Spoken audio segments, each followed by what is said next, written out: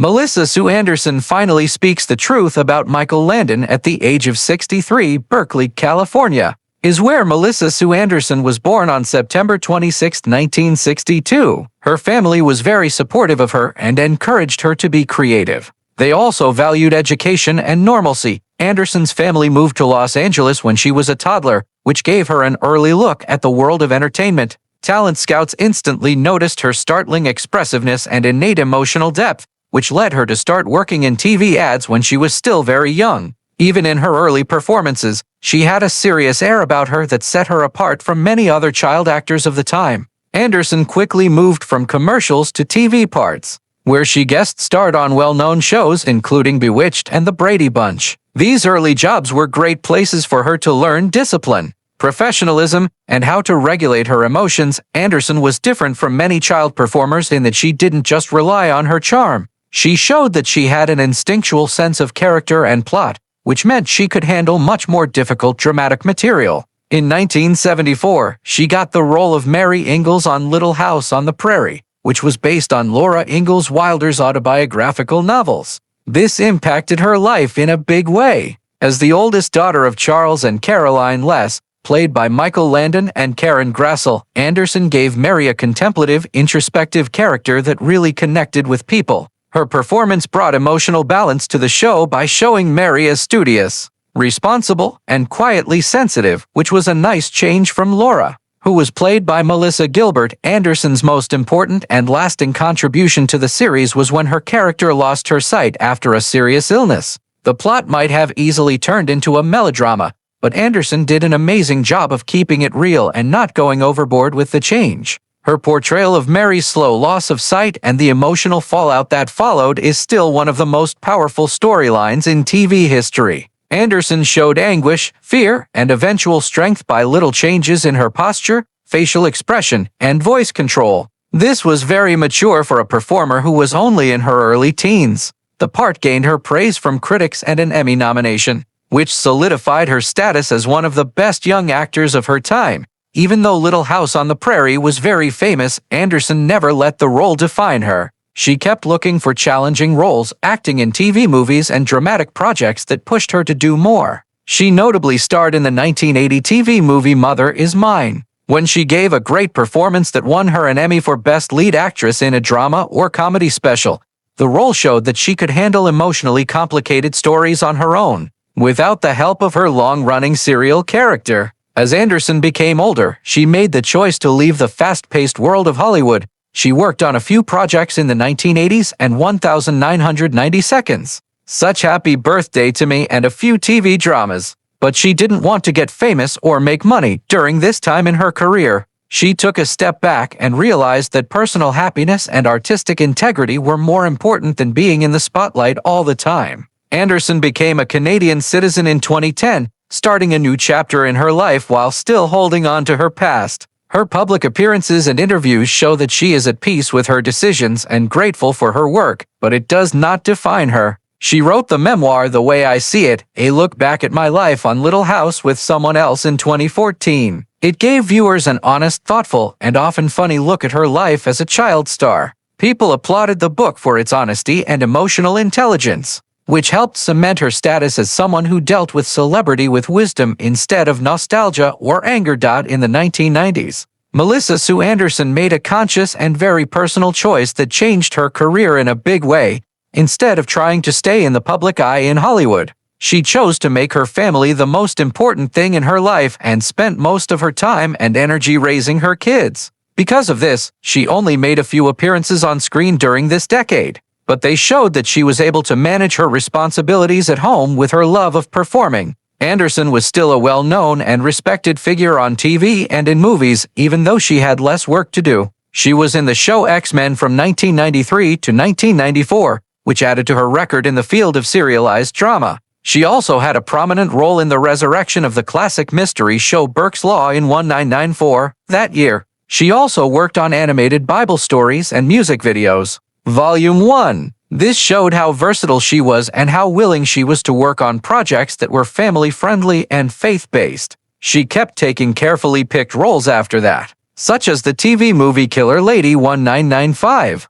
the disaster drama Earthquake in New York 1998, and the series Partners 1999. Each project reminded people that Anderson had not given up her art. Even though she had pulled back from the public eye, Anderson made her return to television in Thin Ice 2000, playing the role of Tanya Ferguson to mark the start of the new millennium. Even if the part was little, it was a sign that her acting career was still going on. Not long after that, she left the business again, this time for a long 5 years, and completely embraced her new life as a stay-at-home mom. During this time, she focused on raising her small children and chose solitude and stability over the fast pace of Hollywood. Anderson had a short but noteworthy comeback to acting in 2006 when she played First Lady Megan Hollister in the TV miniseries 10.5 Apocalypse. The part put her back in front of audiences in a big disaster movie and showed off her long-lasting film presence. That same year, she also made an uncredited appearance in Crazy 8, which meant she was back in the movies even if it wasn't a big deal. In 2007, she continued to appear from time to time, lending her voice to the mother in the TV movie Marco Polo without being credited. Even if the role was short, it showed that she was still eager to work on projects that attracted her, no matter how much she was paid or how famous she was. Anderson came back in 2010 after being gone for a few years. She had a role in the short film Marker 187, which reminded people of her modest dedication to narrative. She then had an uncredited appearance in Veronica Mars in 2014, where she played Stash's mother. This was a subtle acknowledgement to fans who recognized her right away, even though it was a little part. The last time she was on screen was in a cameo role as guest number 2 in The Con Is On. The movie came out in a small number of theaters on May 4, 2018. This was the end of a career that was not defined by constant exposure, but by careful decisions, personal priorities, and a lasting love for performing. Melissa Sue Anderson's final years in Hollywood show that she was a performer who knew that legacy isn't just about the amount of roles played, but also about the life lived outside of the camera. Melissa Sue Anderson's life outside of acting has been shaped by lasting love, loyalty to her family, and choices that showed her ideals at every step of her adult life. She married television writer and producer Michael Sloan in 1990. Their professional partnership rapidly turned into a strong personal one. Their marriage was a calm contrast to the instability that is so common in Hollywood partnerships. Instead, it was defined by stability, respect for each other, and a shared dedication to family and work.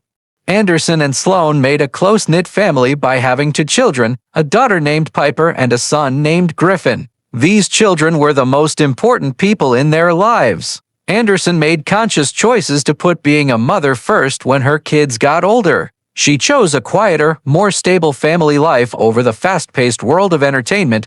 This time showed a different side of the former child star, a lady who was desperate to offer her kids a sense of normalcy and safety that she didn't have much of as a youngster in the spotlight. In 2002, the family made a big and important change when they moved from the United States to Montreal, Canada. The choice was not just based on where they lived, but also on their beliefs. They wanted a quieter, more balanced way of life. Canada gave the family a sense of cultural diversity, privacy, and perspective. And as time went on, it really felt like home. On Canada Day in 2007, Anderson, Sloan, and their kids became naturalized Canadian citizens. This made their connection to the country official. They embraced a new national identity while still carrying on their own personal and professional history. Life changed in later years, as it always does. Michael Sloan subsequently moved to New York City, but his relationship with Anderson and their kids was still a significant part of her life story.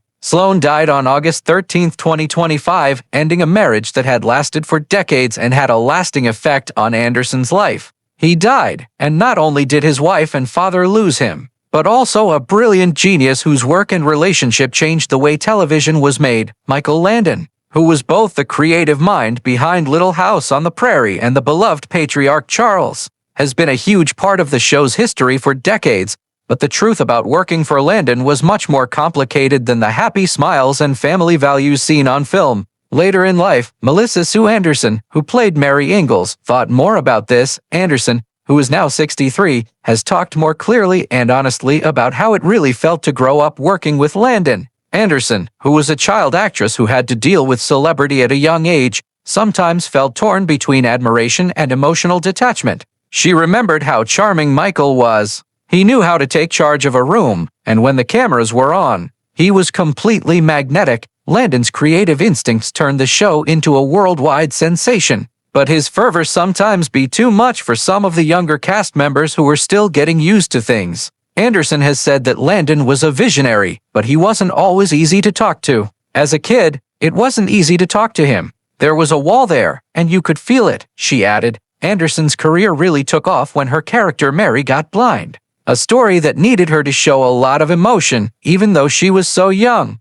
She got an Emmy nomination for her performance, but the event stayed with her. Anderson said, "That storyline changed everything for me. It made me work harder than anything else." Michael anticipated nothing less than the best. Landon pushed for good performances, but Anderson eventually found out that praise was rarely given in public. He thought the work should speak for itself. She stated, "I didn't realize how much stress that put on a young actor at the time. As Anderson got older, it is said that conflicts increased behind the scenes." She has said that Landon's attention often changed and that partiality might subtly hurt relationships on filming. She said, "You learned quickly where you stood, nothing personal." That was exactly how Michael worked, instead of fights. There was an unwritten agreement that Landon was in charge of both the creative and emotional sides of things. For Anderson, this situation made him feel more alone. She remarked, "I felt myself pulling back, not because I didn't care, but because I needed to protect myself."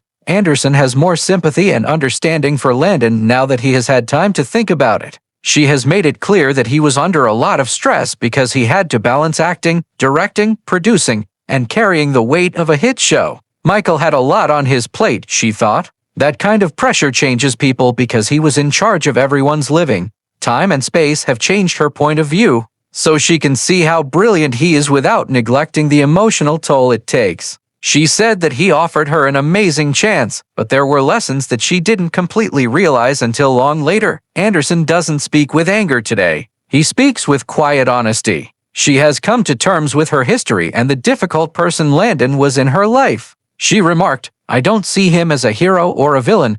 I see him as a person who is talented, flawed, driven, and complicated." Anderson's truth at 63 isn't about telling secrets. It's about taking back her own story. She said, "I was a kid trying my best in an adult world, and now I finally see that my experience was important too."